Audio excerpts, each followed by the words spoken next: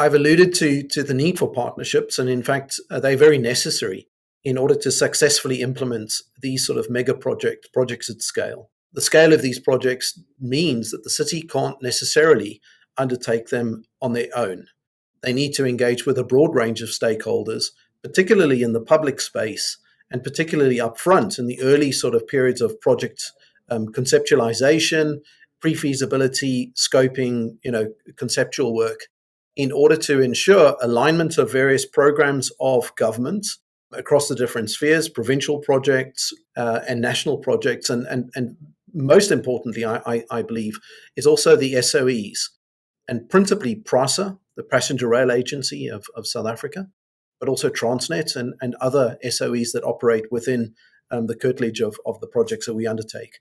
But in Bellville, we have two SOEs in PRASA because there's a rail station.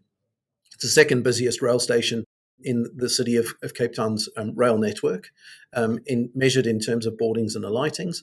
And immediately south of it, there's a very significant complex called the Bellville Container Terminal, Inland Container Terminal, Balcon, which is Transnet facility. And there, in turn, we're obviously engaging with both of those parties in terms of the Bellville Future City and the role that they can play in the medium to longer term in terms of land release, the creation of infrastructure, and the like. I mean, one example of the way in which the Bellville Future Project can support PRASA and its turnaround strategy is the fact that Bellville is going to have very significant populations of resident people that will live in future and in Bellville. Given our interest in increasing and maximizing the amount of affordable housing, the likelihood of those residents using the public transport and rail in particular is very high. So that will increase ridership. And ridership is a positive influence, therefore, on the fare box, which means that from a fiscal or financial sustainability perspective, Bellville and increased populations of resident people, etc., will translate into better ridership and the like.